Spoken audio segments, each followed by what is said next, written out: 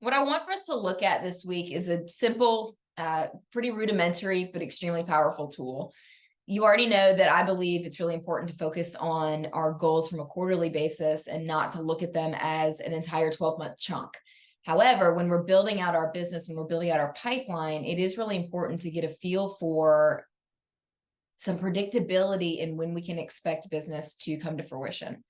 A lot of folks utilize tools like the opportunities tab in Command if you're a Keller Williams agent, or the hot list in Boomtown if you're utilizing a service like that. Same thing in Brevity. Whatever CRM you're using, you can definitely take an option to utilize their tags and their systems to get some idea around when people should theoretically close. And yet sometimes having something as simple and rudimentary as a spreadsheet can make a huge difference for those of us, especially who are more visually inclined. So what I've put together here, which you have access to, is let's see here, is just simply a spreadsheet, right? And all this spreadsheet shows is the month of the year and a name and a couple of different color codes here.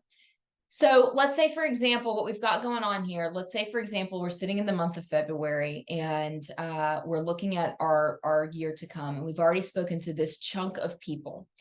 When you speak to someone, you have an appointment with them, and you've signed a buyer brokerage agreement or some sort of commitment letter around a listing going live, if you can sign commitment letters in your area, go ahead and put them down on the calendar for when you would anticipate them closing.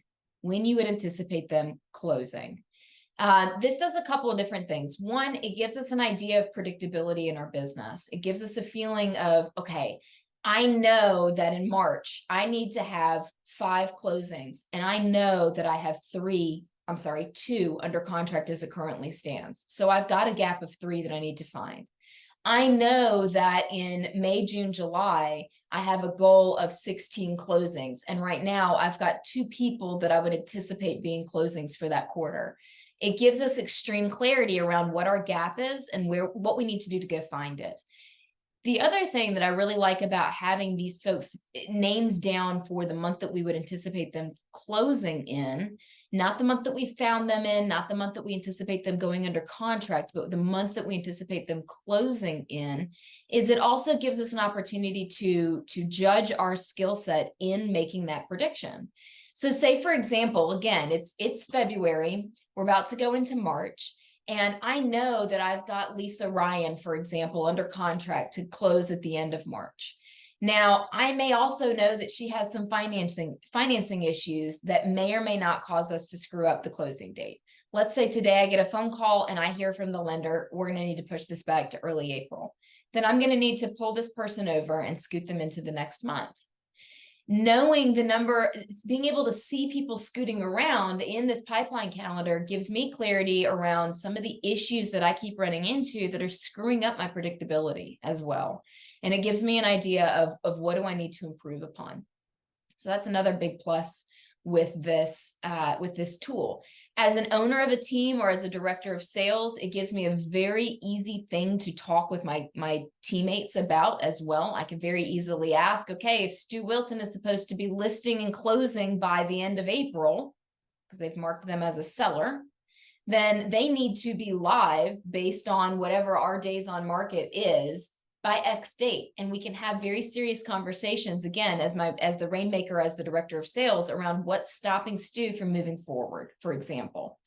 So it causes us to really have high accountability conversations with either myself, with my coach, or with the members of my team. If you don't have something like this that you're already utilizing, go ahead and download this tool and see if it's helpful for you with getting some predictability within your business as we roll in to 2024. This way too, anyone that we already know might be interested in doing something, let's go ahead and take the time to brain dump them down on this spreadsheet so that we can go ahead and start making some movement and some progress towards their goal of moving.